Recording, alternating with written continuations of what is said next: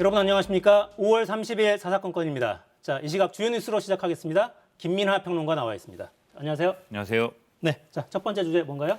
371만 명, 최대 1,000만 원. 네, 자, 오늘부터 지급이 시작됐죠? 그렇습니다. 오늘 이제 한덕수 국무총리 주재로 국무회의가 열렸는데요. 어제 국회에서 처리한 이제 추경 예산안이 의결이 됐습니다. 이에 따라서 이 추경 예산안에 포함되어 있는 이 소상공인 손실보전금이 오늘 오후 12시부터 이제 신청에 들어간 것이고요. 이게 오후 3시부터 이제 지급이 되고 있다라는 소식입니다. 네, 자, 지원 대상 규모 좀 정리해 주시죠. 이 지원 대상은 앞서 말씀드린 것처럼 이제 소상공인 등 371만 명에게 최대 1,000만 원이 지급이 되는 것이고요. 지원 대상은 지난해 12월 15일 이전 개업해서 12월 30일 기준 영업 중인 매출액이 감소한 소상공인과 소기업 또는 연매출 10억 원 이상, 50억 원 이상 중기업, 대리기사, 방과후 강사 등 특수형태 근로자 70만 명, 법인 택시, 전세 버스 기사 등 16만여 명입니다. 그래서 보시다시피 이제 이 기준에 따라서 지급 대상별로 이 내용이 이렇게 이 금액이 달라지는 건데요. 핵심은 이제 소상공인 이제 자영업자들에게 600만 원에서 1,000만 원 주는 이 내용인 것이죠.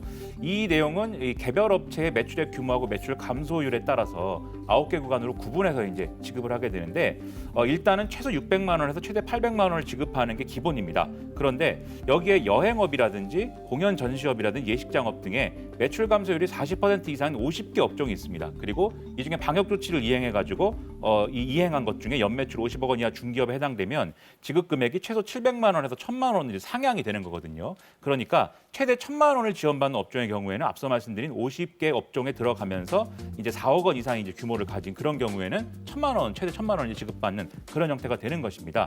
이 매출 감소 여부는 연간 또는 반기별 부가세 신고 매출액을 기준으로 판단을 하는데 2019년 대비 2020년 또는 2021년, 그다음에 2020년 대비 2021년 이런 식으로 이제 비교를 하게 되는 것이죠. 네. 그래서 이제 신청은 오늘 약 12시부터 이제 진행이 되고 오후 3시부터 신속 지급이 시작이 됐는데 신속 지급이라는 거는 이제 이 서류 제출이 따로 필요 없는 것이어서 이 신속 지급 대상인 이제 사업체들의 경우에는 안내 문자를 이제 받았습니다. 그래서 이것에 따라서 신청을 하시면 되는 것이고 그다음에 손실보전금 지급 첫 이틀 동안은 사업자 등록번호 끝자리를 기준으로 홀짝제가 적용이 됩니다. 아무래도 네. 신청을 많이 할 거니까요. 네, 몰리면 또 잘 안 될 수 있으니까요. 그렇죠. 그래서 오늘은 짝수, 내일은 홀수, 그 다음부터는 홀짝이 아니라 일반적으로 신청을 하면 된다라는 것이고 이 신청을 하는 기간은 7월 29일까지니까 이와 관련돼서는 반드시 이제 신청을 해주시기 바라고요. 손실보전금 홈페이지가 마련되어 있습니다. 또는 전용 콜센터도 운영 중이기 때문에 여기에다가 신청을 하시면 된다라는 겁니다. 네, 자, 기간은 아직 넉넉합니다. 7월 말까지니까 일단 문자를 받으시면 빠짐없이 신청하시고 신청을 하시면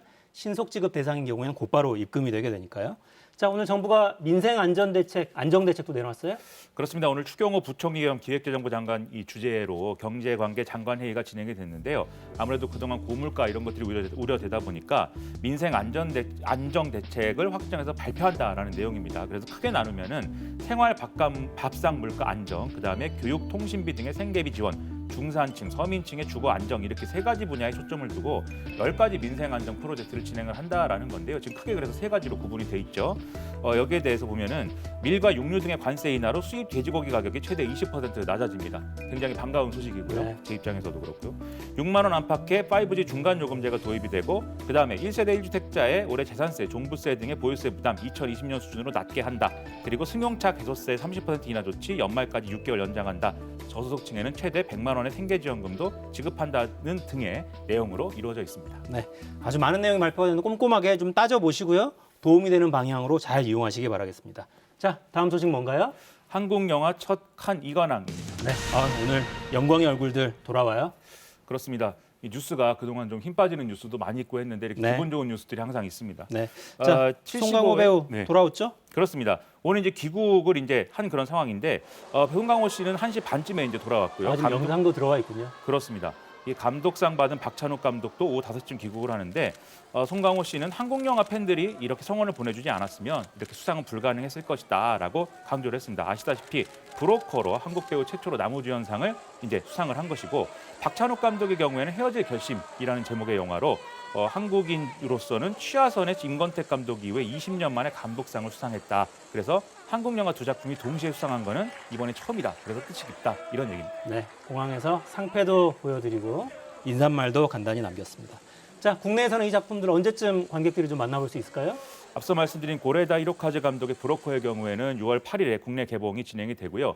그다음에 박찬욱 감독의 이제 헤어질 결심의 경우에는 6월 29일에 개봉이 되니까 놓치지 말고 또 봐야 되겠습니다. 네.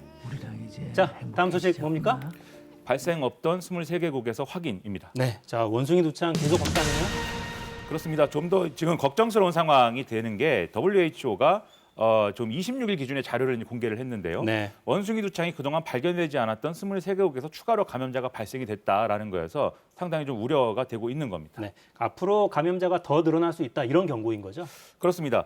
이게 왜 그동안 발견되지 않았던 23개 국가에서 지금 발견이 되고 있느냐에 대해서 WHO는 그동안 우리가 포착하지 않은 상황에서 바이러스가 계속해서 전염이 되던 상황에서 원래 이 원숭이 두창 바이러스라는 게 서아프리카 그리고 중앙아프리카 일부 지역에서는 풍토병으로 존재를 하고 있었던 것인데 네. 이게 풍토병이 아닌 이제 국가까지 확산이 되는 과정에서 지금 이제 이 상황이 관측이 된 것이다 이렇게 보고 있는 것이거든요.